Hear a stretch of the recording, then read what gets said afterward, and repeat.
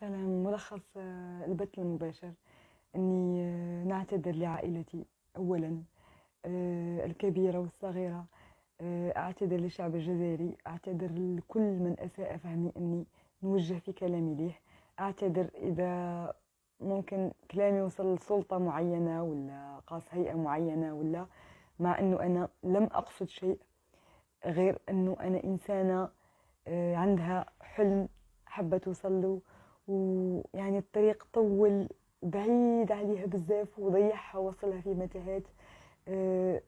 ما قدرتش توصل لهذا الحلم، فولات يعني ترد بفعل يعني أساءوه الناس، انه فعل مقصود، انه فعل موجه، انه فعل ممكن يدير حاجات داخل السياسة، ولكن انا لا اقصد الا كلمات أدبية بطريقة كناية أو تعبير مجازي وفقط. وأنا إنسانة حلمها بريء، وإنسانة نقية، ونبقى ديما نقية والحمد لله. عندي شعب، عندي جزائر لازم نرفع لها راسها ونرفع راس والدية، ونلتى بصحتي شوية لأني شينت رحت فيها خلاص. ولهذا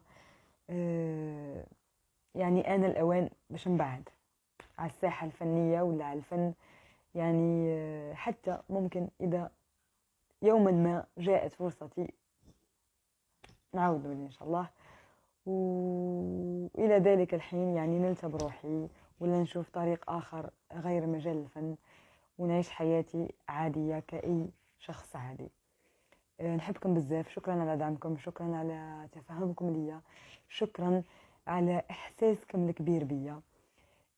ربي يخليكم لي إن شاء الله، وإن شاء الله مع بعض لبداية جديدة وصفحة جديدة. إن شاء الله كل الأخطاء السابقة نصححها، وطريقتي اللي ما عرفتش نوصلها بسبب التسرع، بسبب إني حبيت نتمرد يعني بالطرق اللي توصل صوتي وفقط. يا ناس عندي حلم بريء وربي شاهد، مانيش نقصد جهة ولا هيئة ولا سلطة ولا أي إنسان ولا أي شخص كذاته، فقط طموحي الزايد، طاقتي اللي تخبيت سنين ومازال ما خرجتش في أعمال، حماسي الزايد، حبي السريع لتحقيق هذا الحلم لأني شغوفة به، هو ما جعل يعني الأشياء التي تقع.